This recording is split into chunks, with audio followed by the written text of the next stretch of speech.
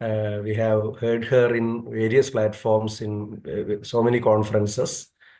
She's additional professor in pediatrics, SAT, Government Medical College, Kozhikode, and she's a intensivist.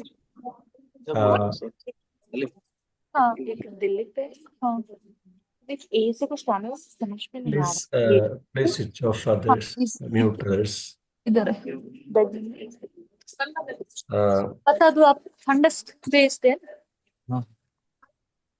And she also Hello, had, please mute the other person. Sir, Priya, you may be able to do that because the host may be. No, madam, I'm not.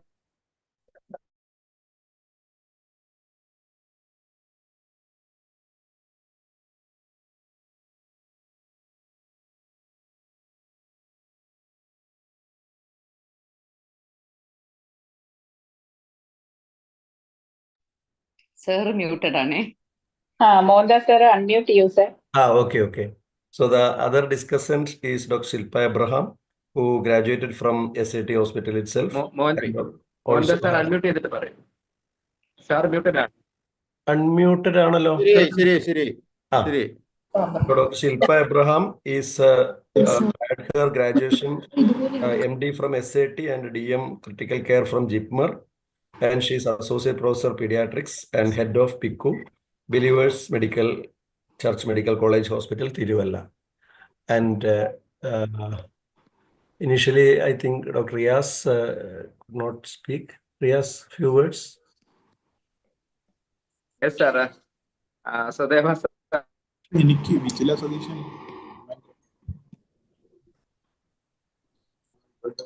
some network issue. Hello, can you hear me? Yeah. Yes. Okay. I just want to thank the people behind this, starting from Mohandas sir, Dr. Priya,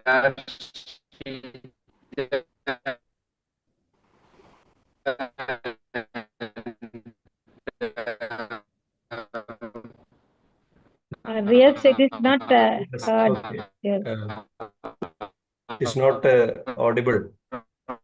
We'll skip. Some connection issue, I think. Riaz, you are not audible. Can we stop this?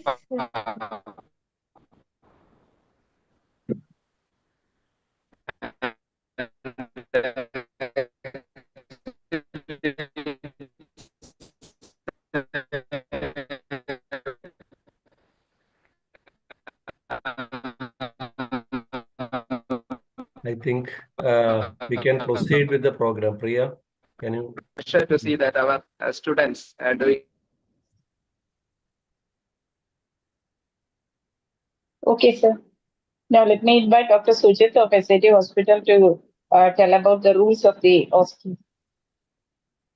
Thank you, madam. Welcome all. Okay. Today we have two sessions. First session will be conducted by Sheeja madam, and she will ask questions mainly based on ventilator graphics. And next session will be conducted by Dr. Shilpa, mainly on clinical scenarios. And we already assigned 4 pages for answering. But just for the convenience only. If he or she has any difficulty, others can help and answer directly.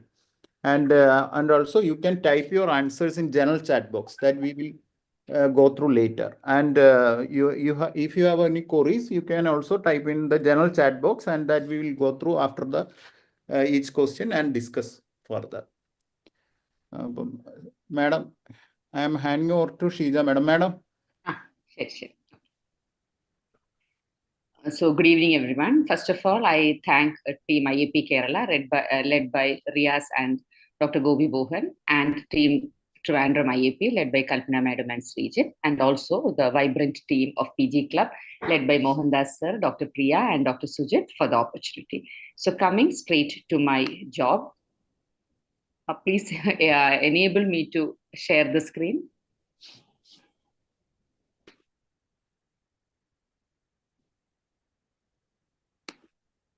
Priya, madam. Post. മാഡത്തിന് ഒന്ന് co-host ആക്കി മാഡത്തിന് share ചെയ്യാം. പ്രിയ മാഡത്തിന് co-host ആക്കാം. You can do that, Sujit. Okay. Co-host ആക്കിയല്ലേ? ശരി.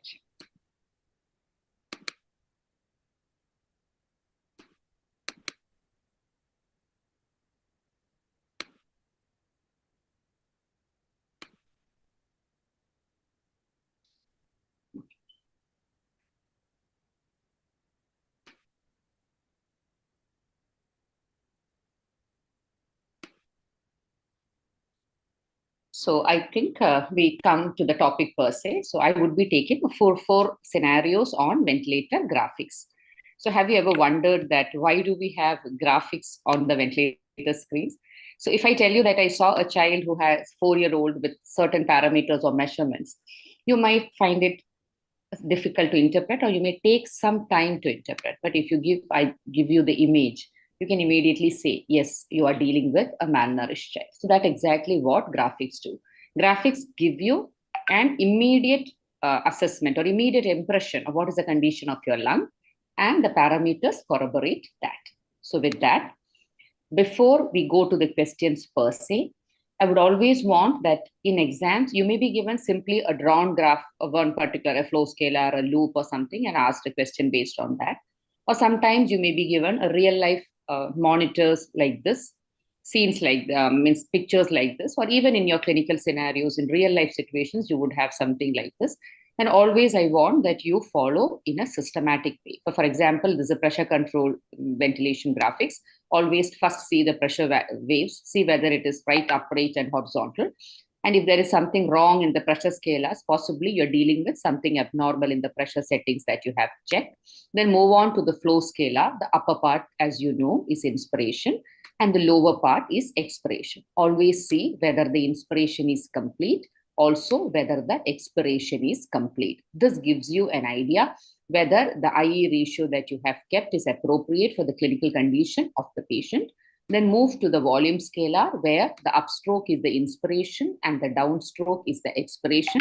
Volume scalars mainly tell you about whether there is any leak or not. If the loops are there, then also read the loop, what loop it is, and try to interpret that also. And then look at the parameters that are set and look at the parameters that are delivered. Always remember, the delivered parameters are more important than the set parameters. So you need to see that what you have set, is the patient getting the same, or is the patient getting something more or something less than what you have set. So that is how you commonly evaluate a graphic. So with that, we come to the first question. So who is taking the first question? I think Miran can take the first question. So now you have a child with a 10-year-old child with severe pneumonia who is having an FiO2 on an FiO2 90%. You can also see the settings. He's on a PEEP of 11, a respiratory rate of 26, and a PC above PEEP of 11. The delivered parameters, his P mean is 16, his P peak is 24. He's saturating at 90%. So you have 3 questions here. Number 1, calculate the OSI and categorize the severity of pneumonia. Number 2, write 4 ventilator strategies in managing ARDS. Number 3, identify the abnormality in the volume scalar and mention 2 causes for it. So Miran, can we go to the first part of it? Calculate the OSI and categorize the severity. So first tell us the formula of OSI and then tell us the value. OSI is map into FiO2 by SpO2. And here the FiO2 and SpO2 both are 90, so cancels and OSI becomes 16. Excellent. So what is the categorization? Severe ARDS. Okay, so because it is an OSI, it is a severe ARDS because it is more than 12. So if it was an OI, if I give you an PaO2, then you would have calculated the OI, right? So what would be the categorization for severe? If you're taking an oxygenation index? 12. No, in oxygenation index, it is severe is more than 16. In OSI, the severe is more than 12. And in OI, severe is more than 16. Okay. So now, Marin, if this child, the same scenario, if you have a patient on an NIV, oronasal NIV, with these settings, can you calculate or will you be able to say the severity of ARDS of a patient on NIV? If yes, what parameter would you use? PF ratio or SF ratio? Okay, so if it is an NIV, you cannot use oxygenation index or oxygen saturation index. Instead, you go for SF ratio or PF ratio. Excellent. So now tell us 4 ventilator strategies in managing ARDS. Marin can itself answer. First, optimize the PEEP by finding out the C-dyne. Okay. Then maintain a PEEP plateau less than 28 and driving pressure less than 15. Good. But the first one and the most important? You've answered 3. That And is delta excellent. P should be made a constant by calculating the optimum PEEP. Delta P is not a constant. No? How do you decide what the delta P is? Tidal volume. Very good. So that is the first parameter. Okay. Tidal volume should be maintained between 5 to 8, and if it's severe, it can be maintained 3 to 5 okay, ml so per kg. we should be telling that in ARDS, the tidal volume is 6 to 8. It can go up to 4 to 6 also if the ARDS is severe. Okay, PALIC 2 and such. And you baki 4 valare nannayittu Marin paranju. So you have answered all the 4 in the second part. So just emphasizing why she said that. Remember, in case of an ARDS, you have a heterologous lung. So you have normal part as well as abnormal part. The high pressures that you use to inflate an abnormal lung may paradoxically damage the normal lung. That is the reason why you want to use a low tidal volume in order to protect the lung. This is the most important parameter in ARDS management. That is, use a low tidal volume so that the normal part of the lung is not damaged. The second, she told us that we need to optimize the PEEP. So why do you optimize the PEEP? Normally, in a normal lung, during inspiration, the lung expands, and during expiration, it decreases, but it never collapses because it is always the functional residual capacity is there, your surfactant is there to prevent collapse of a lung. But in case of an ARDS, we know that the alveolar epithelium is damaged. That is secondary surfactant deficiency. There are increased secretions inside the alveoli, as a result of which the inspiration is also difficult. But unfortunately, during expiration, your lung collapses. And we all know that a collapsed lung or a collapsed balloon is extremely difficult to inflate. So what you do, you give a PEEP so that the lung comes back to the functional residual capacity. So remember, optimum PEEP is not hyperinflating the lung. Optimum PEEP is just bringing the lung back to the functional residual capacity so that the further inspiration becomes easy. So you can find the optimum PEEP by looking at the dynamic compliance. That is the compliance which gives you the maximum, the PEEP that gives you the maximum compliance, or you have preformed a table, the ARDS net table. You can also decide the PEEP depending on the FiO2 the patient is currently on. Then the next thing that Marin told us was to have a P plateau less than 28. What is P plateau? P plateau basically means alveolar pressure. Remember the 4 things that she said. All of them are mainly looking at decreasing the ventilator-induced lung injury. ARDS, maintaining the oxygenation is important. Similarly, preventing lung injury is even more important, I would say. So all these parameters are ensuring that the damaged lung is not further damaged by your ventilation. So that is why you need to keep P plateau less than 28. What is P plateau? P plateau is alveolar pressure. What the ventilator normally measures is the airway pressure. So how would you make the ventilator measure the alveolar pressure? What we normally do is we give an inspiratory hold of 0.5 to 3 seconds. Once you press the inspiratory hold, the patient is stopping the breath in inspiration. So what will happen? The air in the airway will equilibrate with the pressure in the alveoli. So now what the ventilator measures will be the alveolar pressure. So that P plateau should be less than 28 if your chest wall compliance is normal. If your chest wall compliance is decreased, for example, a patient, a severely obese patient, or you have an edematous baby, then the P plateau can even go up to 32. And the last parameter that she told us was to keep the driving pressure less than 15. That means if you look at the ventilator graphics, this child was having a P plateau of 24 and she was on a P of 11. That means the driving pressure for this child was 13. So we need to keep driving pressure less than 15. So if your driving pressure was more than 15, then we would have decreased the target tidal volume from 6 ml per kg to 5 ml per kg. So Naren, that was a good answer. So I think can Anuja answer the last one? Identify the abnormality in the volume scalar and mention 2 causes for it. So you have the volume scalar in the down. The question is identify the abnormality here and mention 2 causes for it. Anuja?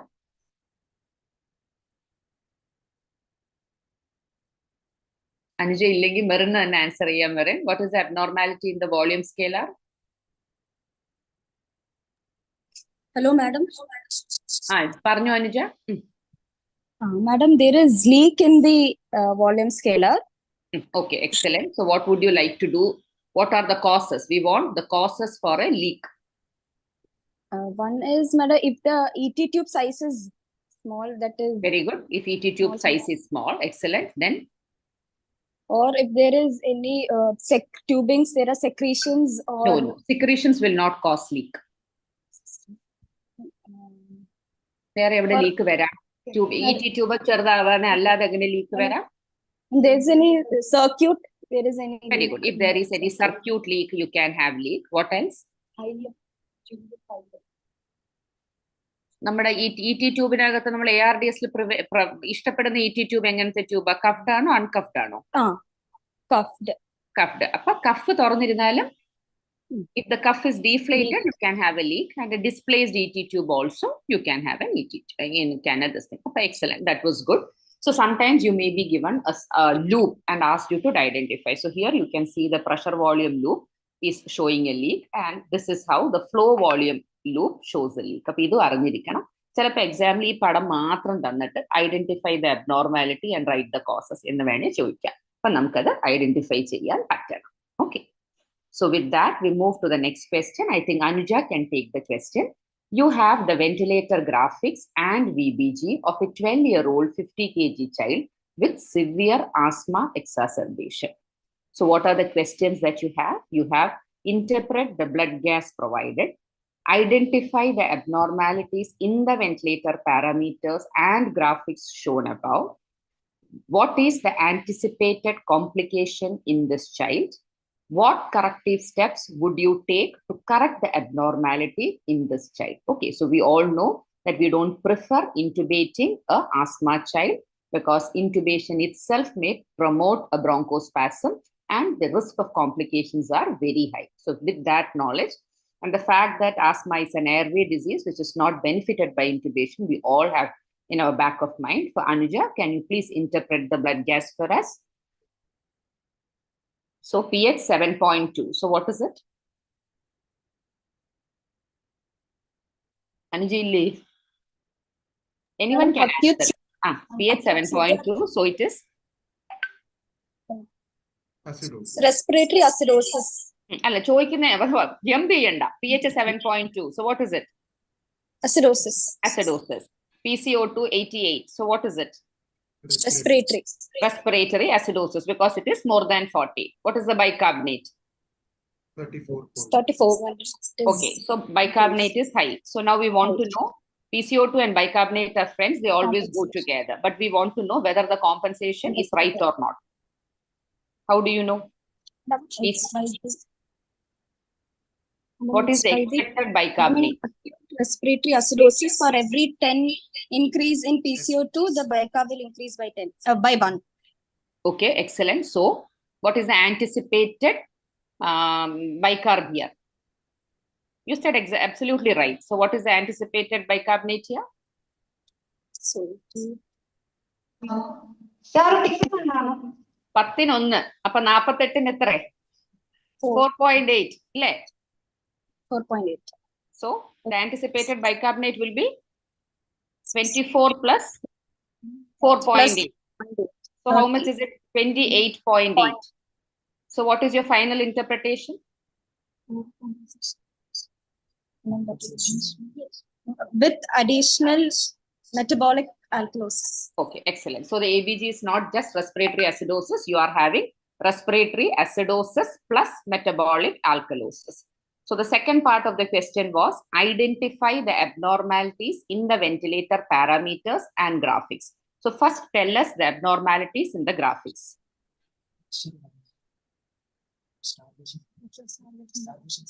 In the flow scalar, the expiration is not complete.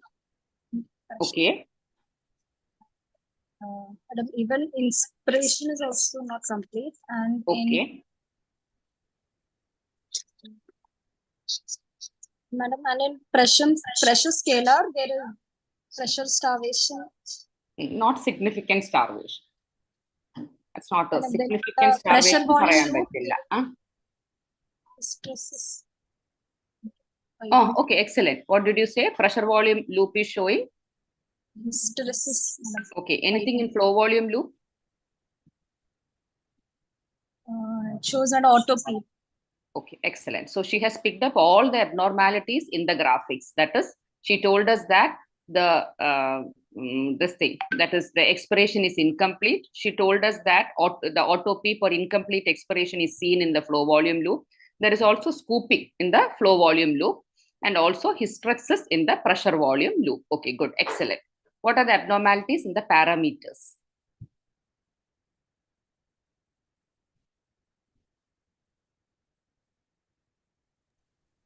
Parameters abnormalities എന്തെങ്കിലും ഉണ്ടോ? V15. Okay, VEE എന്ന് പറയാൻ പറ്റത്തില്ല. അത് ഈ ഒരു continuous വെന്റിലേറ്ററിനകത്ത് കൊടുക്കുന്ന പേരാണ്. What is the exact term? What do you mean by VEE? It's not V, no. V ന്റെ മേളിൽ ഒരു കുത്തുണ്ട്. Intrinsic. Okay, VE. Anybody? I can't see the chat box answers. Anybody with the VE എന്താണ്? സുജിത്ത് അങ്ങനെ ആരെങ്കിലും answer ചെയ്യുന്നുണ്ടെങ്കിൽ Sujith unmute ചെയ്ത് പറഞ്ഞാലും മതി കേട്ടോ. And expiration. VE. It is end expiratory flow. Yes, it is the end expiratory flow. Okay, so your identification was perfect. That is the end expiratory flow is normally what should be the end expiratory flow, Anuja? 0 and 1. Yeah, 0. Normally it should be 0. 0, 1 also is acceptable, but this is huge. It is end expiratory flow is 15. Any other abnormality in the parameters? And then the respiratory rate, you have said the respiratory rate is 30, but the child it is delivering 27. Okay, delivering 27. That okay. That is basically our samayathu vandente oru cheriya difference aayirikkum. Okay, because there are no supported breaths. No, everything is like a paralyzed child. Anything else? The E ratio is 1.3:1. Yeah, excellent. Whoever has picked that up is excellent, because in asthma you always want the expiration to be long, but unfortunately here the child is having almost an inverse IE ratio ventilation, that is 1.3:1. So good answers. So what they said is, in the pressure volume loop was showing hysteresis. In the pressure volume loop, remember what goes from the down is due to inspiration. If there is an inspiratory problem, this limb becomes more wide. Whereas if you have an expiratory problem, that the other loop, the green loop part of the loop becomes more wide. So here it was showing hysteresis. On the right side, you have the flow volume loop. This is the normal flow volume loop. In asthma, we all know expiration is difficult. So what will happen during expiration? You will find that the peak expiratory flow is less. There is a scooping. And also you will see that the air trapping is there. The blue line is not touching the red line. Instead, it is touching the vertical line. So flow scalarly, you also see many abnormalities which this child had. So I think it was an excellent interpretation of the graphics. So Anuja, tell us the anticipated complication in this child. So you have told us that the patient's multiple parameters are showing that the patient is having air trapping. So what is the anticipated complication in this child? Madam, since there is air trapping, there is high risk of air trapping and pneumothorax can. Okay, pneumothorax. What else? What else? Someone It can can, unmute and say, it can affect the venous return to the heart, so that the hemodynamics can be impaired. Cardiac output can be reduced. Excellent, excellent. Okay, so here we have a lung, which is usually whatever we inspire comes out, so no problem. But when you have a lung in ventilation happening here, what is happening? After expiration, some air is always left behind. And because the air is left behind, it will go on accumulating. And once that means the hyperinflation goes on increasing. And when the hyperinflation reaches a particular point, that is critical lung hyperinflation, it will decrease the venous return, as a result of which the cardiac output comes down and the patient will go in for even for shock or cardiac arrest. This is a very, very important complication that you anticipate in an asthma patient. And also remember, if a child goes into a cardiac arrest due to critical lung hyperinflation, doing a routine CPR will not salvage the child. In such a situation, what you need to do is disconnect the patient from the ventilator, start your CPR with cardiac compressions so that the extra air in the lung comes out through the ET tube. Then after 30-second apnea, you can again connect back bag and do the bagging at a lower rate. At the same time, give an IV fluid bolus so that the venous return comes back. Venous return improves. So very, very important to identify this problem, to prevent this from happening. And if this happens, the corrective measures is also important. But your question was not this. Your question was, what corrective steps would you take to correct the abnormality in this child? That means you have found an abnormality in the graphics. What corrective steps would you take so that this abnormality is not there and that complication does not develop? Anuja, what would you do? To decrease the TI. Decrease the TI. You yourself told me that the TI, the inspiratory time is also incomplete. You told me the inspiratory time is also incomplete. So if I decrease the TI, that means the inspiration will further become less. Okay, what else? To decrease the respiratory rate. Okay, excellent answer. So that should be the answer when such a graph is given and the scenario is asthma. You want to make the expiration complete. But in this particular scenario, the expiration cannot be made complete by increasing the expiratory time or decreasing the inspiratory time. What you really need to do is decrease the respiratory rate so that there is more time for expiration as well as adequate time for inspiration. I'm again explaining it. This is what you are seeing in this child. And that air trapping I want to abolish. What will I do? I will make the next breath come after some time. So if I decrease the rate, you can see I have enough time for inspiration as well as enough time for expiration. So in asthma, it is always when the PCO2 goes up, see whether the expiration is incomplete. If that is incomplete, make it complete, preferably by decreasing the respiratory rate. Okay. So these were the answers. And I think, Anuja, you answered very well to the questions. And now just an open question. If you have another scenario of a 2-month-old child whose PCO2 is 55, which one would you like to do? Increase the, so this is a 2-month-old, 7 ml per kg tidal volume with hypercarbia. So in this child, to bring down the carbon dioxide, will you want to increase the tidal volume, increase the respiratory rate, or increase the expiratory time? Which one would you opt for? Would you like to increase the tidal volume? No. No, because it's already 7 ml per kg. Already optimum. Okay. Will you like to increase the respiratory rate? Yes. Yes. Yes. Yes, definitely. You can increase. There is so much space after each breath. Oro breath കഴിഞ്ഞ് വെറുതെ കിടക്കുക സമയം. But definitely respiratory rate കൂട്ടാം. Would you like Set rate is lesser than physiological rate also of 25. Okay, very good. Excellent. 2-month-old baby with 25 is less than the physiological rate. Excellent. Now, would you like to increase the expiratory time? Expiration seems complete in this way. Okay, good. So since the expiration is already complete, once the expiration touches the baseline, there is no point in increasing the expiratory time. So increase the expiratory time. Graph. Only if the inspiration is incomplete, you need to increase the expiratory time. Otherwise, you do not need to increase the expiratory time. Okay. So that was the right answer given. So now we move on to the next question. So who is taking Mirin?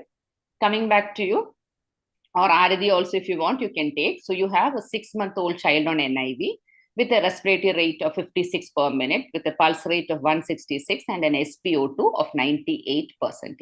Here the question is very specific. Identify the abnormality in the flow scalar. What 2 corrective steps you would take in this condition? Write the 3 major types of asynchrony. So Marin, the question is open to you. Identify the abnormality in the flow scalar. Is there an abnormality? Asynchrony. Okay, good. There is an asynchrony. Excellent. What asynchrony? Anyone? What is the problem you're seeing here? The patient is inspiring in the middle of expiration. The patient is inspiring in the middle of expiration. Okay, I would agree to you. That means you are trying to tell me that Ventilator is not detecting every breath of the child. excellent. Okay, who answered that? Wherein then, okay. You can, so who Adyam Paranjalam correct in an during the expiration, there is an inspiratory effort. A white arrows are showing you that there is an inspiratory effort, but the ventilator doesn't know that the patient is taking a breath. You can see the same positive pressures in the pressure scalar also.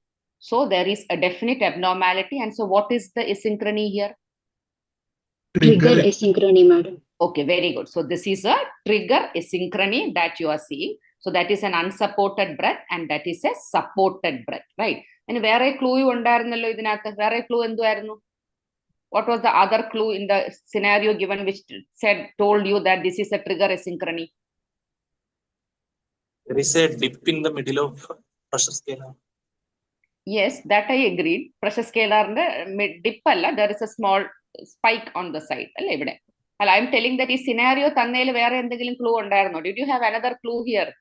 Patient's respiratory rate and the ventilator's detected respiratory rate, there is a big discrepancy. Yeah, so that was the parameters which we could have reached the diagnosis. The patient's respiratory rate given is 56 and the monitor is showing a respiratory rate of 33. On top of that, the graphic is abnormal and you can also see supported and unsupported breath. So excellent. The answer is ineffective trigger or trigger asynchrony. Now tell us 2 causes or how will you correct it? How will you correct this? Increase the sensitivity. Okay, increase the sensitivity. Increase the sensitivity. That means if the patient is on 2 liters per minute, make it 1 liter per minute. If the sensitivity is like my moderate, high, medium, severe, if it is written as low, medium, and high, then opt for a high sensitivity. So you have to increase the sensitivity. Good. What else? Anything else that you can do? You have given a scenario of an NIV. The commonest cause in NIV pressure trigger asynchrony and Circuit leak. Due to? You're right. Due to? Due to mask issue. Yeah, the mask issues. Okay. So excellent answer. Make the trigger more sensitive and optimize the mask fit. Value trigger na decrease. Sensitivity angle sensitivity കൂട്ടണം അതാ രണ്ടും മാക്വേ വെന്റിലേറ്ററിലെ number കൂടണം ട്രിഗറിന്റെ അതേസമയം മറ്റ് ventilator litre per മിനിറ്റിലാണ് കാണിക്കുന്നത് അല്ലെങ്കിൽ millimetres of mercury എന്നാ കാണിക്കുന്നതെങ്കിൽ നമ്പർ കുറയണം that is why I said make trigger more sensitive. That would be a better this thing, right? So if you have something else, okay, so what the answer is already there. What were the 3 major types of trigger, major types of asynchrony? Trigger, flow, and cycle. Okay, trigger asynchrony, flow asynchrony, and cycle asynchrony. But right now you saw one example of a trigger asynchrony. So if I say that respiratory rate is, ventilator respiratory rate is 37 and the patient monitor is showing a respiratory rate of 26. What kind of asynchrony is this?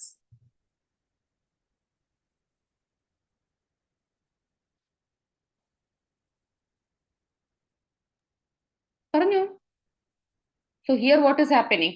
Patient monitor is showing lesser rate and your ventilator is showing higher rate. So what is that? Auto trigger. Yeah, that is auto triggering. Tell us the causes of auto triggering. Fluid in the tubing. Fluid in the tubings, excellent. Pinne? Secretions. Very good. Secretions. Pinne? Okay, even nebulizations can cause, sometimes cardiac oscillations can cause, even leak can lead to auto-triggering. And macula leak is very common. Displaced tube ayal auto-trigger cheyan thodum. So that is an example again of a trigger asynchrony. And here it is auto-triggering. So the final graphic, identify the abnormality here. Coupling. Okay, coupling, yes, it's a coupling of breaths. What kind of asynchrony is this?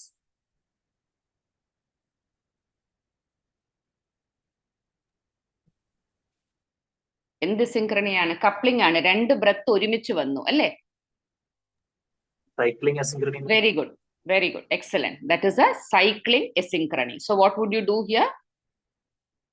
The TI is the culprit, ma'am. So I would like to increase the TI. Okay, excellent. So this is a cycling asynchrony. The coupling is happening because you have kept a very short inspiratory time, as a result of which when the ventilator opens the expiratory valve, the patient continues with the inspiration. So that results in the second breath. So here, as he correctly pointed out, this is an example of an early cycling. So that is a cycle asynchrony, and the treatment is increasing the inspiratory time. Okay. So that was all from my side. Thank you. Madam, okay, madam. Actually, കുറെ പേര് ഇടയ്ക്ക് correct answer പറയുന്നുണ്ടായിരുന്നു madam. ശില്പ കൃഷ്ണൻ പറയുന്നുണ്ടായിരുന്നു, നമ്മുടെ ജോമോൻ സുജോ ഷാരോൺ ഒക്കെ പറയുന്നുണ്ടായിരുന്നു madam. കുറച്ചുപേരുടെ പേര് അറിയാം. That's good. At least they answered. Many of them answered. That's a happy situation. Madam, Shilpa. Okay, Jomon has answered increased TI. Very good.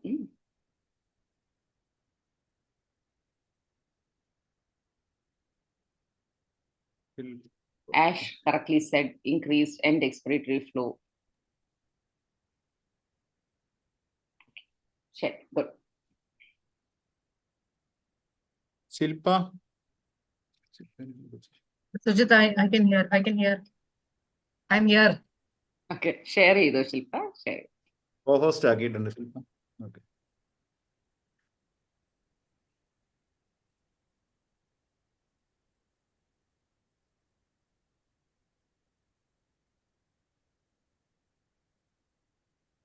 So I hope the screen is visible.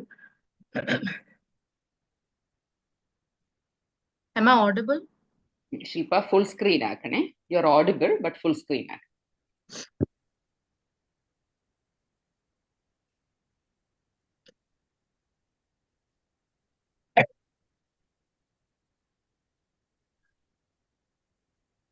Okay, so first of all, thank you, IAP Trivandrum, for giving this opportunity. And it is a privilege to present along with Sheeja madam, and also a challenge because I to live up to her. But anyway, I am always your student, so I learned a lot from your presentations. So we'll start with the few other scenarios. Kindly excuse me, I've got a bad allergic rhinitis, so I apologize in the beginning itself. So we'll start. So I think the first station, so if you have answers, please give the answers in the chat box or unmute an answer. So otherwise, I think Dr. Pradeep can give the answer. So this is a 6-year-old child with 3 days history of fever, altered sensorium of 1 day.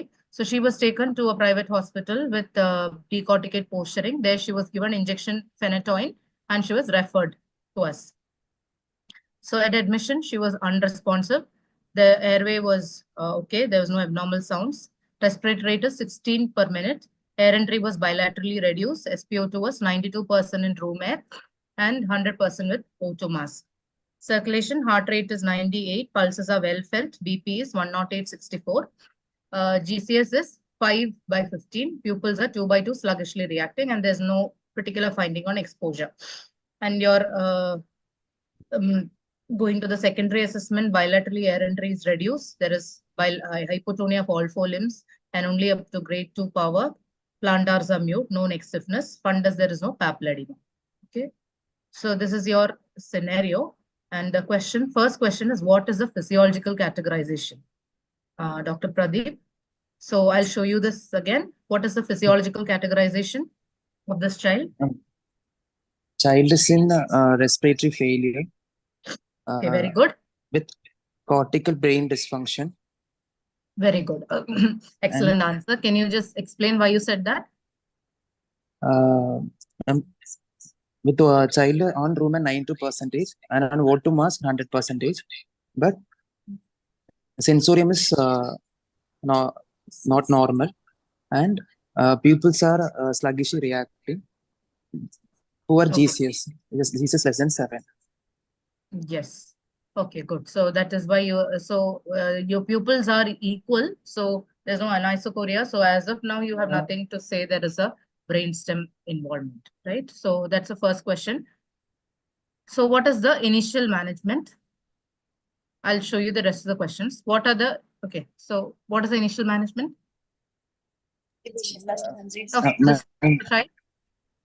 So you're the ER resident. How will you manage her or stabilize her? Since the child GCS is less than 7, I would first secure the airway.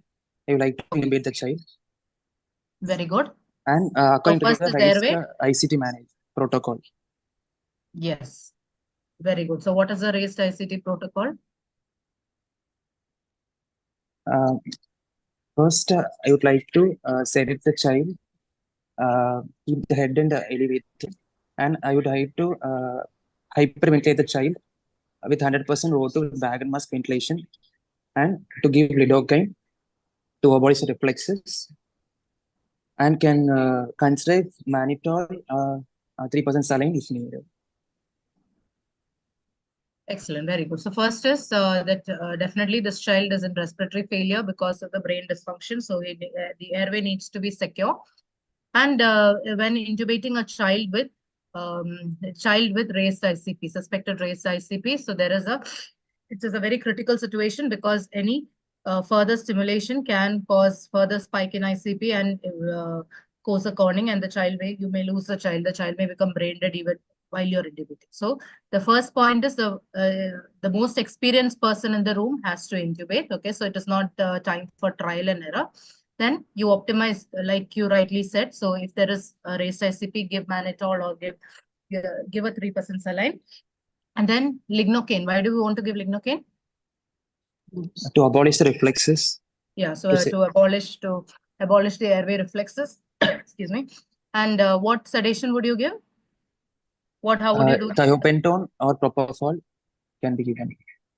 Yeah, so thiopentone or propofol if you're because this child has a normal BP. So if the child had a low BP on the lower side, what would you prefer? Fentanyl. Okay, fentanyl. Anything else? What about ketamine? Ketamine usually will not give in increased ICP conditions. So the earlier recommendation was that ketamine should not be, is contraindicated in raised ICP, but as per the current knowledge, ketamine is contraindicated only if there is obstructed hydrocephalus. So otherwise, especially if the BP is on the lower side, ketamine can be given. Okay, so like you said, so if the BP is low, BP is normal or high, then definitely thiopentone or midazolam, thiopentone, so all those kind of drugs, and BP is on the lower side, then fentanyl or ketamine will be okay. And what else will you give? So lignocaine followed by your sedation. What else? Is that enough?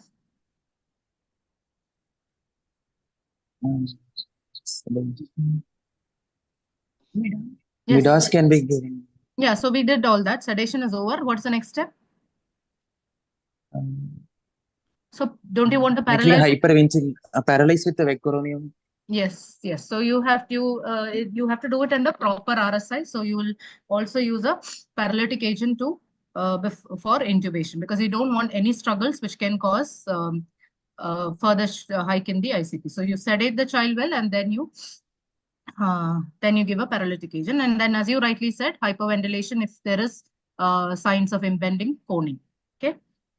Okay, good. So that is about the airway. What else will you do?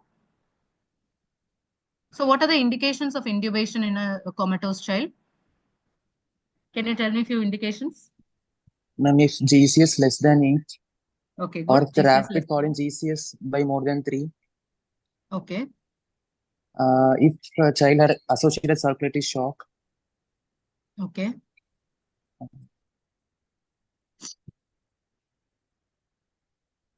Okay. So impending count. also if there is hypoventilation, shallow breathing, apnea, so for all that, right? So those are the those will be the indications. So rightly said, the airway GCS less than 3, any impending coning, evidence of impending coning or herniation, apnea, anybody who has absent airway reflexes, refractory hypoxia, hypoventilation.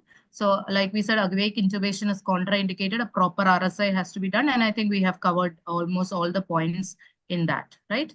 Okay.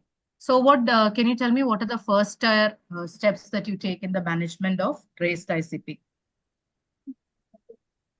Head and elevation.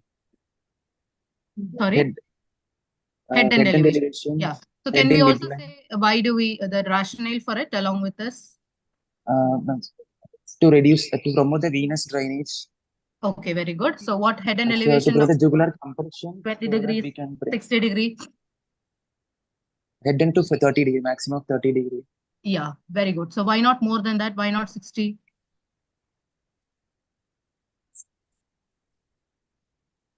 Because the perfusion may be affected. So when you're down, you have more of venous congestion, and so ICP may increase. When you're when you're higher, then your cerebral perfusion, the arterial blood flow can be affected. So 30 is what we usually take. Okay, very good. What are the other points that you take? Then proper sedation of the patient. Okay. When you say head and elevation, is there anything that goes with it? In the positioning, is there anything else that you take care? Head in midline. Okay, head and midline. Why head and midline? To prevent the jugular venous compression and to promote the drainage of. Yeah, so, excuse me. So to promote the jugular venous return. So you have to prevent the kinking of the jugulars, right? And also head and midline as well as what? Head in neutral position. So you don't want a too extended or a too flexed neck, right? So head in elevation, midline position, and neck in neutral position. What else? And then sedate the patient because pain also increases the intracranial pressure. Okay, so and you then want temperature. Very good. So you want to reduce all factors which can increase intracranial pressure in the child. So one you said is sedation. So give adequate pseudoanalgesia. Then do not allow temperature. Okay. Temperature. GRBS to maintain euglycemia. Euglycemia. Maintain euglycemia. Okay. And we have to maintain hemodynamically stability to maintain a cerebral perfusion pressure. Okay, very good. So do we have any BP? Do we target any particular BP sendile? Is a fifth sendile. So what do we normally target in shock? If a patient is in, let's say, septic shock, what is our target BP sendile? Is it different in a child with ICP? That's the question. Higher map is required. Yeah, so good. So higher map because you want to maintain the cerebral perfusion pressure. So we generally prefer around the 50th sendile map, correct? 90th. Yeah. Okay. What else? Then prophylactic anti-epileptics can be considered. Okay. Anti-edema measures like mannitol and 3% saline can be given. Okay. And if in case of vasogenic edema, we can consider dexamethasone. Okay, good. So I think you've covered most of the points, right? Yeah. So the first time measures in ICPR, head and elevation to 30 degree, midline neutral position of neck. A few other points. So normo, you have euvolemia. You said euvolemia, normal GRBS. Along with that, you also have normal normoxia and normocarbia. Why normocarbia? Why normocarbia? Why is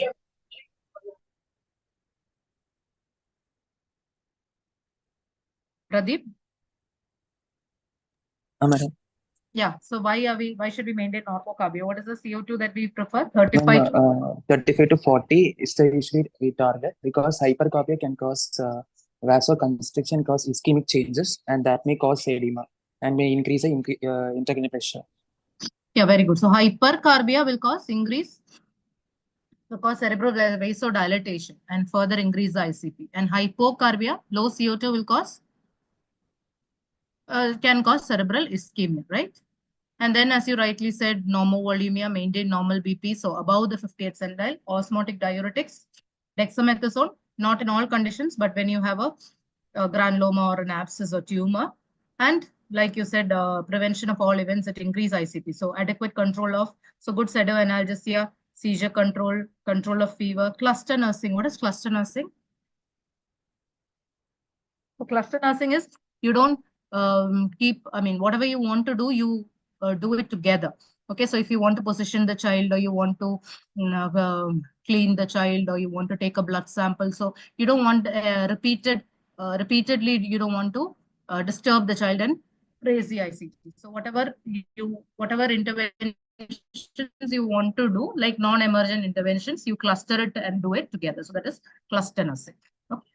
So can you tell me 2 or 3 causes of, let's say 4 causes of coma in non-traumatic coma in children? Infection, in case of hypoglycemia. Okay. Steroid abnormalities. Electrolyte abnormalities, right? Ixol. Okay. Any toxin, drug induced. Okay, toxin induced. Very good. Unknown snake bite. Very good, very good. Okay. So you have broadly infections, toxins, post-infections. Okay, the ADEM, ANEC and all that. Post-immunization, the hypoxic ischemic encephalopathies, vascular causes like thrombosis. Then like you said, your metabolic causes, hypoglycemia, decay, the metabolic IEMs, hyponatremia, all those. Then the poisonings like barbiturates, OPs, etc., snake bite, Ixol, then post-ictal state. And one thing we often forget to say is hypertensive encephalopathy. So that is also an important, or can be a possible cause, right? So you've, I think, covered very well. So very well done. Okay. Now this child, so we did all the first line measure. So we have to always remember first line measure is extremely important. That's the basic step, but it's very simple basic stuff. But if it's not done properly, then unfortunately it has a very bad effect on your outcome. So she was started on your antibiotics, antivirals, everything. All your first line measures were taken, started on noradrenaline, but child had worsening of sensorium, even VTM1, sluggishly reacting pupil. This is your CT, which shows cerebral edema. What will you do further for this child? Can you tell us 3 strategies which we can possibly do for this child who has a worsening ICP on first tier measures? Anybody else also can answer, okay?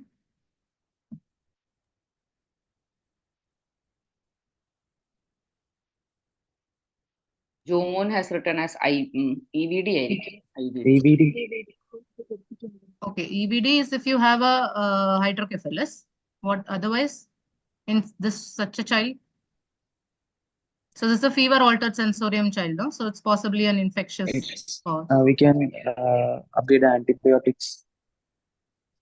Expecting complication if abscess. Okay, but you have a CT here, which does not show any of that. So compressive craniectomy.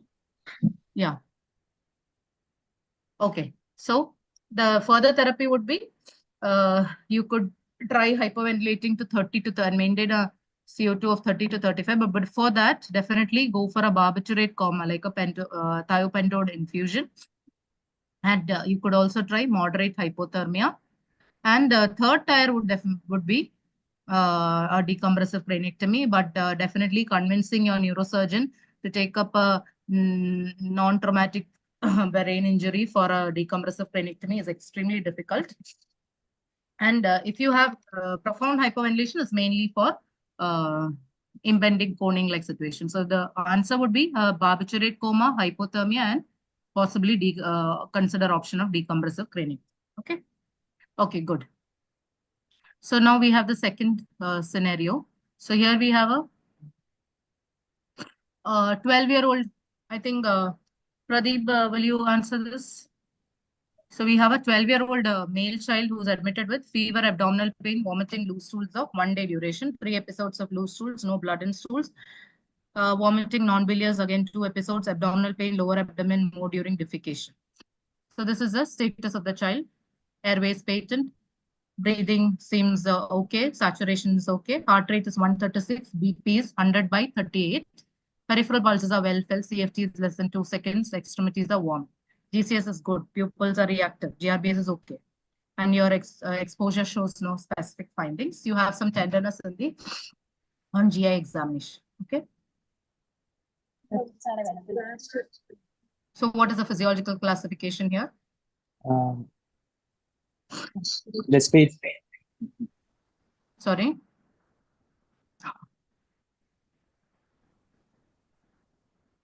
And he's No afebrile. respiratory distress.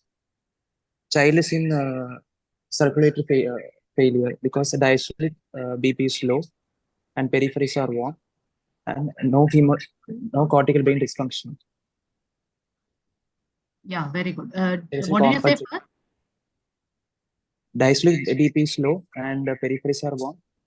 White pulse pressure is there, probably a septic shock, and tachycardia is present. Excellent. So that's why I gave this to slightly misguide you, saying the peripheries are warm and CFT is less than 2 seconds instead of giving CFT as flash. So always remember it is difficult to identify a warm shock, right? A distributor shock rather than a cold shock. So you have tachycardia, there is white pulse pressure, and the peripheries are warm. CFT is less than 2 seconds. So this is possibly a circulatory failure. So possibly a compensated, because your systolic BP is maintained, you would call it a compensated shock. So what could be the etiology of the shock?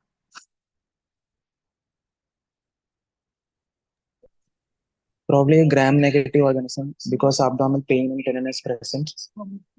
With abdominal pain and vomiting, loose stools is present. Very good. So why don't you Septic shock. consider this child is having vomiting and loose stools? So could it be hypovolemic shock? But peripheries are warm.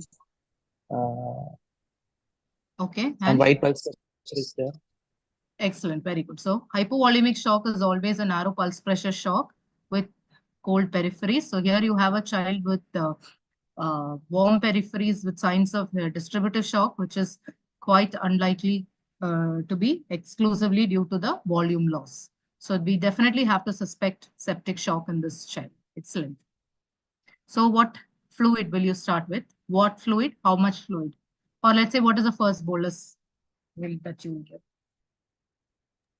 We can consider a normal saline since tachycardia is present with wide pulse pressure. You can consider 20 ml per kg of bolus up to maximum of 60 ml per kg. Okay. And 20 ml per kg over 20 minutes. Okay. So since the systolic BP is maintained, you can give it over 20 minutes. So would you prefer any other fluid? I mean, over normal saline, what do you think? What is your... Oral can be given since child is having vomiting and loose stools. Yes. And also, what are the indications for starting inotropes in this child? If MAP still is below 50 centile, even after fluid boluses, we can consider vasopressors. Okay. Anything else? After 60, once we can 60 ml per kg, if reached, or if difficult cannulation. Difficult cannulation, how will you give inotropes in? No, ma'am. And what inotrope would you want to start? So shall we just discuss this? So this is the surviving sepsis. Noradrenaline. Yeah, noradrenaline. Okay. Okay, so this is surviving sepsis campaign. You must all be aware of this, the 2020 guidelines. So if you are in a healthcare system with the intensive care, with an ICU, So we start fluid. If there is no features of fluid overload, how much do we give? 10 to 20 ml per kg. And after each bolus, we reassess the hemodynamic response till shock resolves or fluid overload develops. And here, what is the difference from the previous 2017 guidelines? The early assessment of cardiac function and relying on cardiac function, or that is the advanced hemodynamic monitoring for further initiation of inotropes. So when do we start? So what inotrope do we start and when do we start? So if there is myocardial dysfunction, then we start epinephrine. And if there is no myocardial dysfunction, then we start norepinephrine.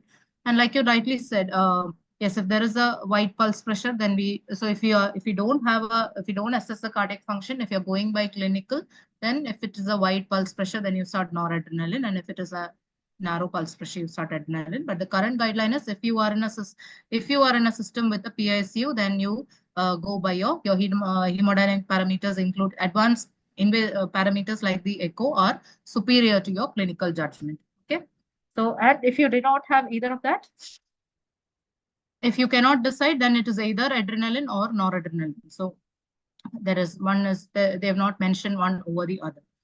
Okay. So when do we start inotropes? That is, if there is, like you said, if the shock persists after 40 to 60 ml per kg of fluids, or if sooner, if there is features of volume overload. Okay, good. What fluid? So the balance, this 2020 guidelines are more in favor of the balanced salt solutions like plasmalite, especially because they have been shown to, especially in adults, they have been shown to reduce the incidence of acute kidney injury. So the guidelines are moving slowly towards balanced salt solutions. So especially if you are having to resuscitate with a lot of fluids, large volume fluid, then definitely we can consider balanced salt solution. 1 or 2 boluses still may be NS. And even now, the practice, I think the general practice is because of want of, for the ease of availability, the cost factor, taking all that into consideration, NS is more commonly used still. But balanced salt solution definitely is coming. Okay, so one more question. This is a 3-year-old who had a post-road traffic accident, severe traumatic brain injury. This child was taken up for decompressive craniectomy, but intraoperatively, the child had severe shock. He was given some 40 ml per kg fluid bolus, PRBC of 300 ml, then started inotropes. And by the time he was shifted to PICU, this child was on inotropes of, adrenaline of 0.5 and NORAD of 0.5. And when he was shifted, his vitals were heart rate of 166. He was ventilated on, the parameters were not so high. BP was 100/60 for this 3-year-old. The extremities were cold. Central pulses were felt, but the peripheral pulses are absent. And when we did a VBG, the lactates are 10. Okay, so here we have a child who is already given fluid and on inotropes of vasoactives of 0.5, 0.5 adrenorad. And this is the situation. So what do you want to do in this child?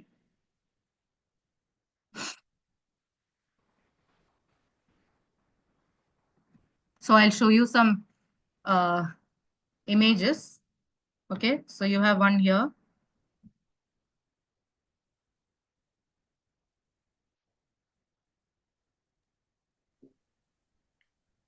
So what are the signs?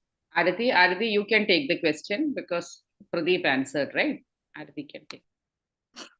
Ginny or Ginny can. So Ginny can take.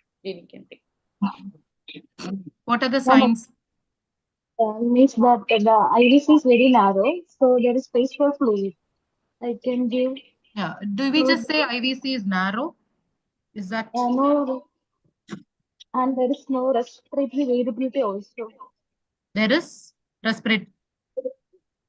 There is respiratory variability, right? Yeah. There is respiratory and collapsible also. Yeah. So we can. It's very clear from this that it's the collapsibility is definitely more than 50% in the IVC. So it is a collapsible IVC. The respiratory variation is high. It is basically a collapsible IVC that you're seeing.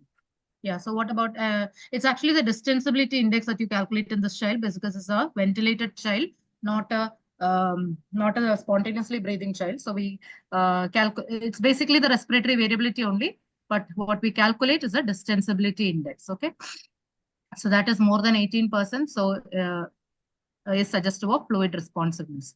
What is this?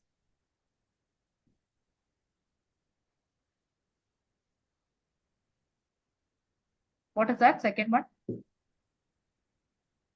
What sign is that? What is happening to the walls of the LV? Kissing ventricle, Ash has answered. Yeah, very good. So you have a IVC collapsible IVC and a kissing ventricle. So what does that suggest? Yeah, decreased intravascular volume. Very good. So how will you manage this child with poor peripheries and high lactates and already on high inotropes? Would you hike the inotropes or? I would like to see fluid and blood dose. Very good. Yes, very excellent answer. So you have to optimize the volume here. So the problem was the volume is not optimized. So we have started, we have just gone on hiking the inotropes without actually optimizing the volume. So here the thing is about optimizing volume, like you rightly said, with the saline and more importantly, especially since this is a RTA child, the HB when we check was only 5. So we had to give a bolus of blood also for this child. Excellent answer. Okay, so can you tell me 2 dynamic tests of fluid responsiveness to check for fluid responsiveness?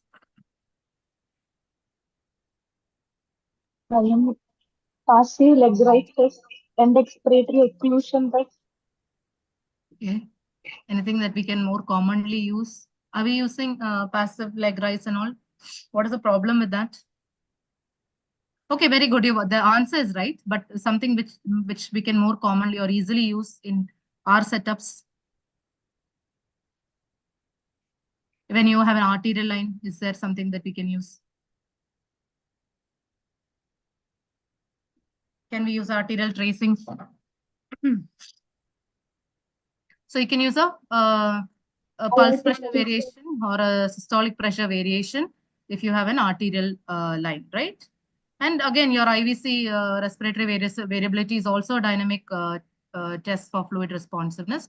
And like you said, end expiratory occlusion tests and passive leg raising are also good. But the thing is that ideally it requires invasive cardiac monitoring, cardiac output monitoring. And also there are a few caveats in that. I'm sure you're aware of that. Okay, so the high tidal volumes and all this. So can you just tell me 2 POCUS, any 2 protocols, POCUS protocols that are used in the management, that help in the management of shock? Madam, rush protocol. Very good. What is rush? Rapid ultrasound in shock. Very good. And one more? False protocol. False. Excellent. Shilpa has also written false, and Jomon has said EGAST. Okay. So good. So EFAST event, okay, not EFAST, yeah. So EFAST is mainly for in this situation, yes, in trauma, yes. So what are the signs? We already discussed that. So 2 protocols. One is a false protocol. What is false? It is a fluid administration limited by lung sonography. So we do an echo and a lung sonography and to rule out the causes of shock and to decide whether fluids can be safely administered or not. So first you rule out obstructive shock by doing a simple, a quick echo to look for any pericardial tamponade, right ventricular dilatation. Not in which setting does this occur? Right ventricular dilatation, not so common in pediatrics, but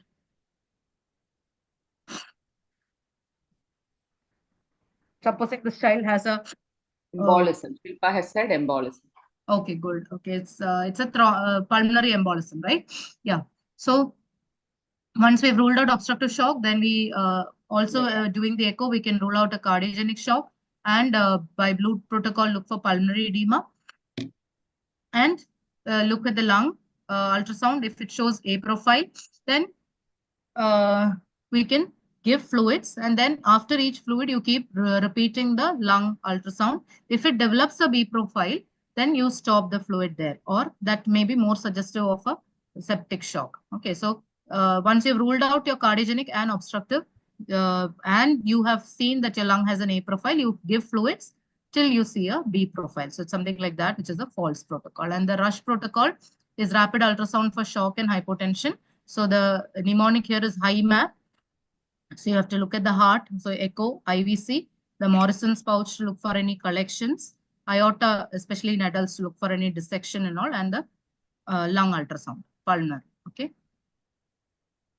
A few more slides. What is the lung ultrasound protocol used in the diagnosis of respiratory distress?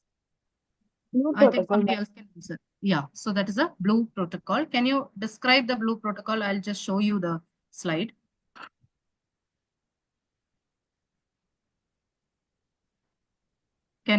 Okay, so what is the first thing that you see in blue protocol? What is blue? Bedside lung emergency. Yeah. Okay, so what do we do? What's the first thing that you see? See whether there's lung sliding or present or not. Okay, if lung sliding is present, if lung sliding is absent, then all the protocols are then called the profiles are called dash, no? So A dash or B dash profile. So absent lung sliding with a B dash profile is pneumonia. So I think I'll not go into the details. I think you just need to, it will take time to, if I go into the details. So just need to know that there is blue protocol and probably you can read about it. Okay. So A dash profile is with the lung point is confirmatory for pneumothorax. So I'll just be showing quickly a few ultrasound lung signs. So you have to tell me what are the name of the signs and what is the diagnosis. Okay. So you have a 6-year-old with fever, cough, breath of 6 days and breathing difficulty of 2 days. On examination, child is alert. There is some tachycardia, tachypnea, retractions, BP, pulse, perfusion, all are okay. So this is what you are seeing. This is the consolidation. I can see consolidation in this line. In this. So what is that? What is the sign? What is this sign? Frankels. Sorry? You have written Frankels. So it is the hepatization of the lung or the shred sign. This is typically a shred sign, which is the crumble. It has a crumpled tissue paper appearance, which is suggestive of a collapse consolidation. Okay. So the diagnosis would be a consolidation. They will come given your history. So you have a 5-year-old child with 7 days fever, cough of 6 days, breathlessness of 2 days.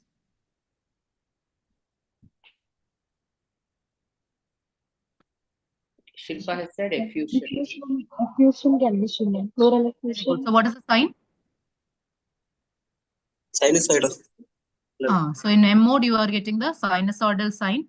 In the 2D, you get the quad sign. Here, the quad is not very well visible, but is yes. So 2D, you get the quad sign, and M mode, you have the sinusoidal sign and the suggestive of pleural effusion. Okay. What is jellyfish sign? It's not seen here, but what is that? That's the movement of underlying lung is pleural effusion. So movement of the collapsed lung in the pleural effusion is a jellyfish sign. Okay, so you have a 6-month-old baby with a low-grade fever 3 days, mild cough, breathing difficulty since morning. Low-grade fever and mild cough and breathing difficulty since morning. Baby is irritable, tachycardic, heart rate is RR is 70, BP is 68/40. Central pulses are well felt, peripheral pulses are feeble, extremities are cold. So what is this?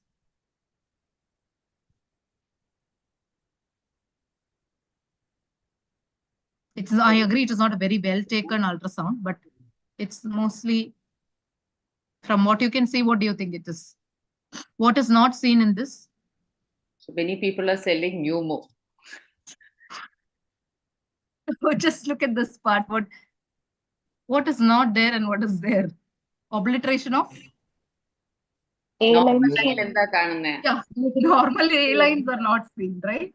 So there is obliteration of A lines, and these are actually confluent B lines. Okay.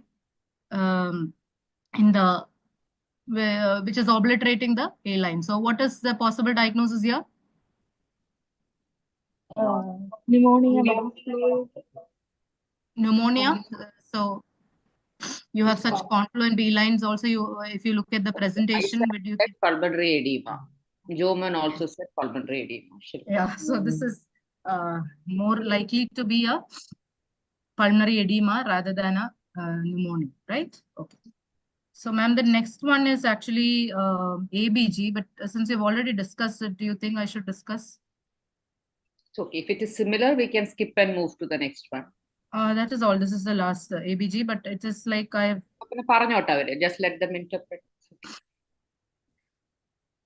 So you have a 12-year-old child with fever of 2 days, altered sensorium of 1 day, seizures since 1 hour. Okay.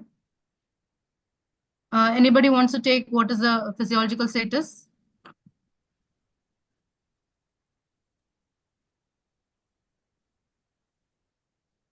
I think we'll go to the ABG because there are no answers. Okay. So this is the blood gas. Can somebody come forward to interpret this? I think it was Ginny. pH is 7.29, which is acidemia. Okay.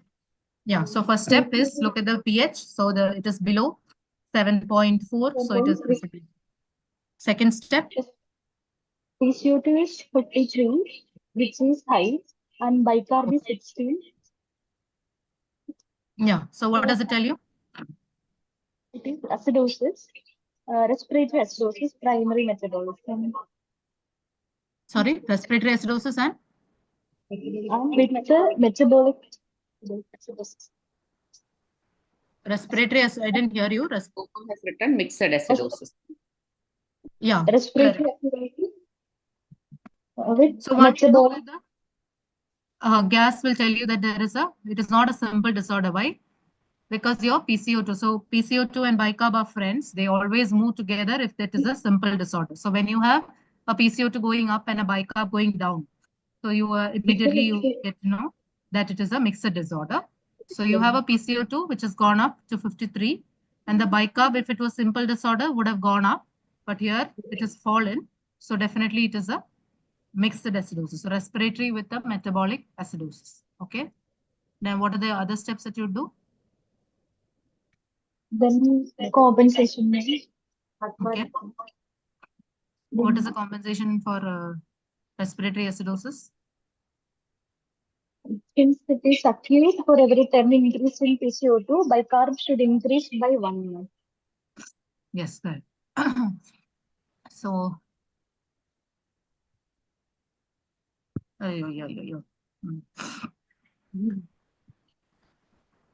so I just put this slide for so that this is how I always remember. So you make this table and put acidosis, alkalosis, and acute and chronic here on this in the row part. And I always remember AC comes before AL. So I write AC first, and then I put 1, 2, 3, 4. Okay. So this is my rough thing about remembering. And always for acute, we should know that the compensation is that there's no enough time for compensation. So your compensation will be lesser. So your numbers are lesser in acute and your numbers are higher if it is chronic, right? So in respiratory acidosis, so basically what is this? With every 10 change in PCO2, what is your change in bicarb? That is what this table is showing. So for acute respiratory acidosis, for every 10 change in PCO2, the bicarb changes by 1, like you rightly said. So now here the PCO2 was 55, right? 53. So how much bicarb are you expecting? From 40, it has gone up to 53. So let's say about 13, 14. So 1.3 to 1.4. Yeah. So we are expecting a bicarb of 26 to 26.4. Okay. And your bicarb is 16. So again, there is a metabolic acidosis as well. Okay. So when there is a metabolic acidosis, what else do we have to do? Gap, anion gap. Anion gap. So what is the anion gap here? Sodium is 133. Yeah. Chloride is 3. Bicarb is 16. Hans. Shilpa has written as 17. 17. I and 17. Yeah. So, 17 ആണോ? This high anion gap. 100 ആണ് അപ്പുറത്ത് chloride എഴുതിയിരുന്നത് കേട്ടോ. Oh, okay. So then 17, correct. So 17. So what do we say? High Above anion gap 16 is generally a high anion gap metabolic acidosis. Okay. So can we just quickly go through approach to, it's not a very easy thing to go through quickly, but we'll just try to just get a brief idea. So pH, we know the normal parameters, but for the ease of interpretation, we usually follow these values. Yes, pH of 7, the midline values. pH we take as 7.4, bicarb of 24 and PCO2 of 40. First step is look if it is acidosis or alkalosis. So 7.4 less than 7.4, acidosis more than 7.4, alkalosis. Second step is look at the PCO2. Find if it is PCO2 is more than 40, respiratory acidosis. Less than 40, it is probably a metabolic. Third is compensation. So this is the only part actually we need to remember. I mean, probably learn by heart. So metabolic acidosis or compensation is by the Winter's formula, which is what is given here. Expected PCO2 is 1.5 into bicarb plus 8 plus or minus 2. And for metabolic alkalosis, for every 10 rise in bicarb, PCO2 rises by 7. So this is the only formula you have to remember. The rest of it is, for every 10, what is the change? Okay. And for respiratory compensation, we said we should know whether it's acute or chronic. Generally, we go by the history. If it's a short history of less than 3 days, we take it as acute. More than 3 days, then you take it as chronic. And this I already explained. This is a change in bicarb for every 10 change in PCO2. And if it is, so for respiratory disorders, your ABG interpretation stops there. Only if you have metabolic acidosis, you further go on in the interpretation. So that is your go on with the anion gap, which is sodium minus chloride plus bicarb, and is the cutoff we usually take is 16. And again, you go further only when you have a high anion gap metabolic acidosis, wherein you calculate the delta ratio.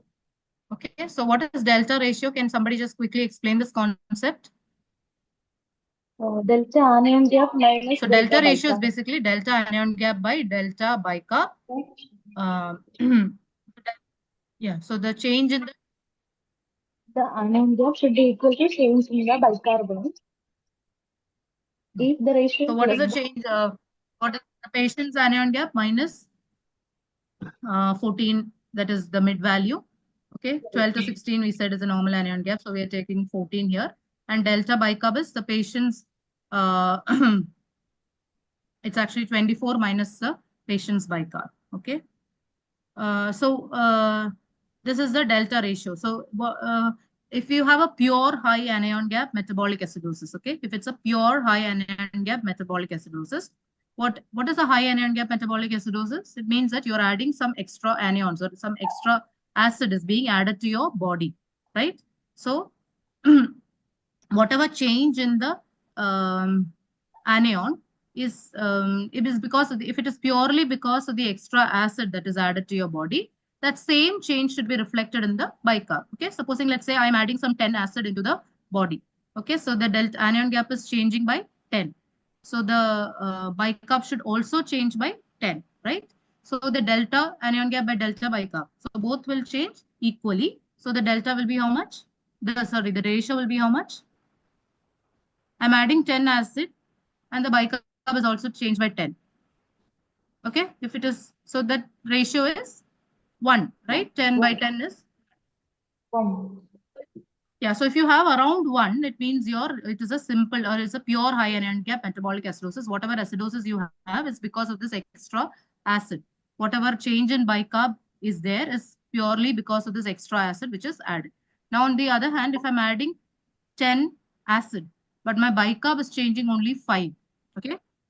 So it is 10 by 5. So it is how much? My numerator is getting small. So I'm adding 10. I'm expecting this bicarb also to change by 10. But what happened? My bicarb changed only by 5. Means what? The expected acidosis has not happened, right? What I thought it will be 10, but the bicarb changed only by 5. അപ്പോൾ ഞാൻ വിചാരിച്ചത്രേ acidosis വന്നില്ല. 10 ഞാൻ add ചെയ്തപ്പോൾ 10 acidosis വരണം എന്ന് വിചാരിച്ചു, പക്ഷെ അത്രയും വന്നില്ല. So that is a delta ratio more than 2 generally we say, okay?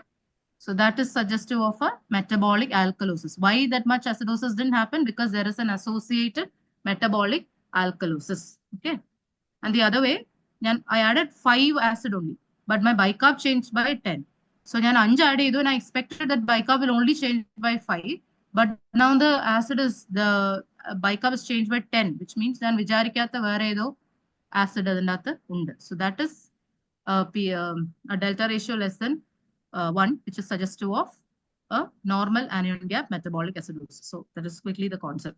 I think I gave the answer. This. So what are the causes of high anion gap metabolic acidosis? Any 3 causes? This is very simple. Diabetic. What is the mnemonic? What is the mnemonic? Mud piles or cosmol. Yeah. Cosmol. So ketosis, uremia, salicylate, methanol, acetic acid, lactic acidosis, paracetamol, INH, iron. So all those will come.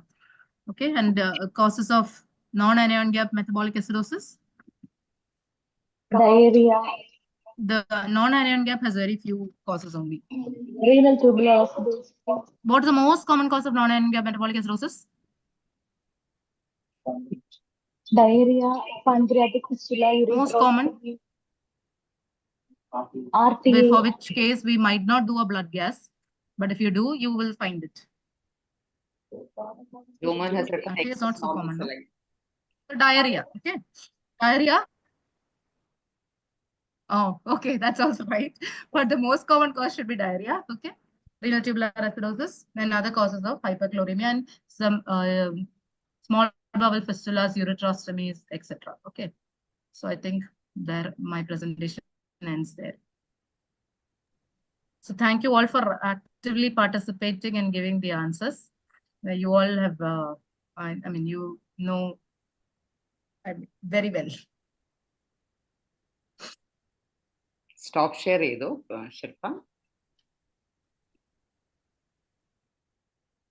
Yes.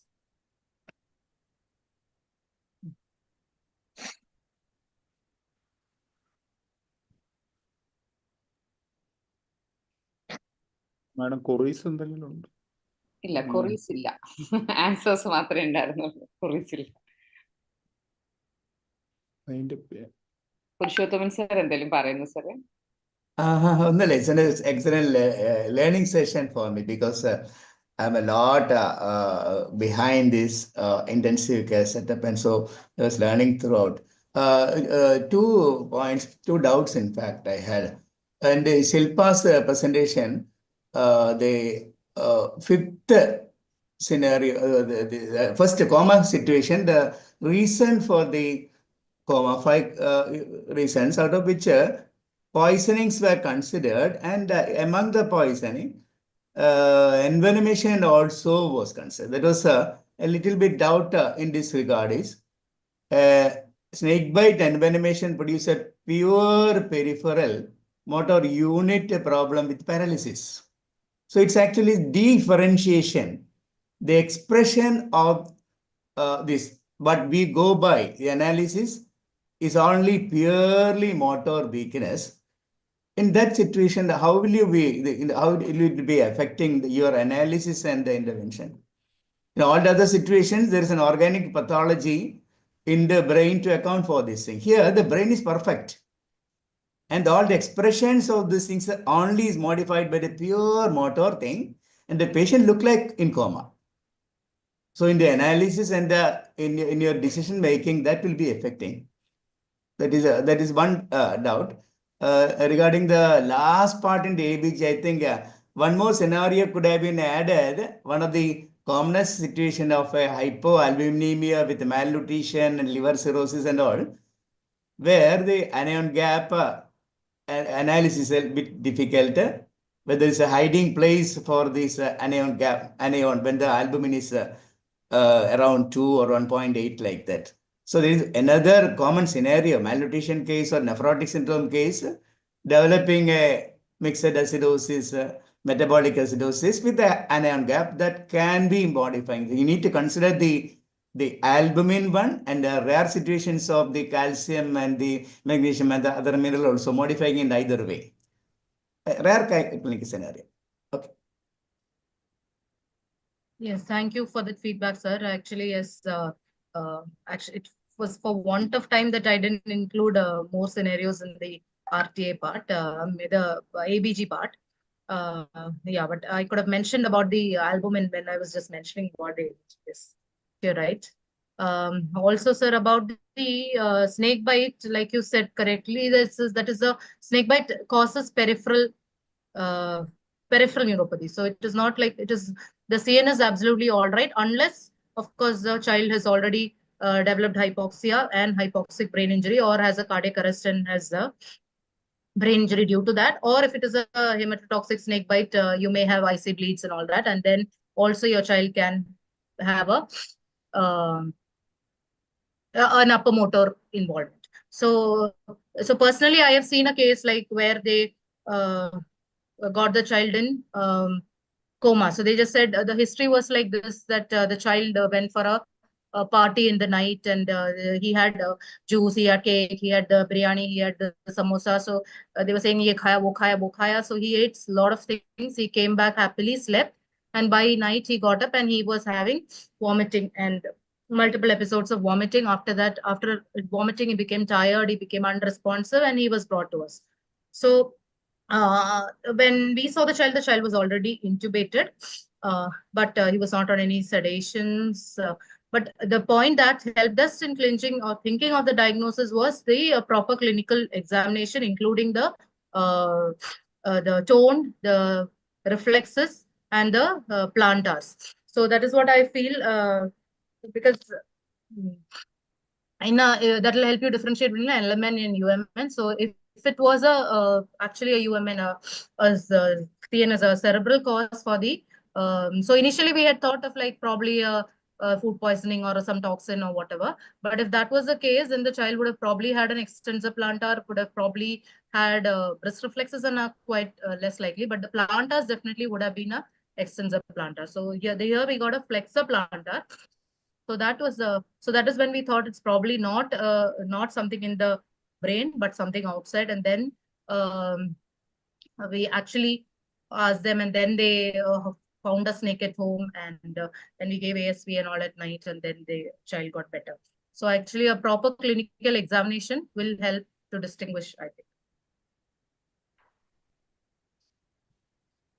Sir bed side EG ഉണ്ടെങ്കിലും നമുക്ക് ചിലപ്പോൾ help ചെയ്യും. പിന്നെ ചിലപ്പോൾ history നമ്മളെ help ചെയ്യാറുണ്ട്. That is നമുക്ക് ഇങ്ങനെ ഒരു കുഞ്ഞ് വന്നപ്പോൾ that was a history that she said that when she was taken to the hospital എത്ര ക്ലാസ്സിലാണ് പഠിക്കുന്നതെന്ന് ചോദിച്ചപ്പോൾ she raised her hand and said that she studies in 5th standard but she's not able to verbalize, and soon after that she's going in for a respiratory failure. So sometimes history helps, and as she said, a very excellent examination, but sometimes it's difficult. നമ്മുടെ complications ഇങ്ങനെ എൻവെനമേഷൻസിന്റെ peripheral motor weakness ഉള്ള എല്ലാ എൻറ്റിറ്റീസും. രണ്ടാമത്തെ കാര്യം autonomic disturbance ഉണ്ടാക്കുന്ന എൻവെനമേഷൻസ്. All these things will be affecting our evaluations, like a scorpion bite.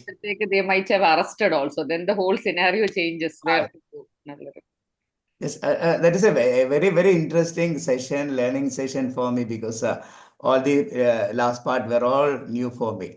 Thank you. Mohandas എന്തോ ആയിക്കോട്ടെ, കുഴപ്പമില്ല.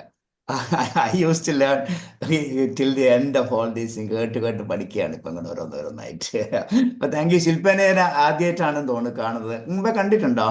നമ്മള് കണ്ണൂർ വെച്ചാണ്ട്. അത് ശരി കുറെ മുമ്പേ ആയിട്ടായിരുന്നു. ഈ കൊല്ലം 2024 ഹാഫ് സെക്കൻഡ് ഹാഫിൽ. എനിക്ക് മനസ്സിലായി, ഓർക്കുന്നുണ്ട്.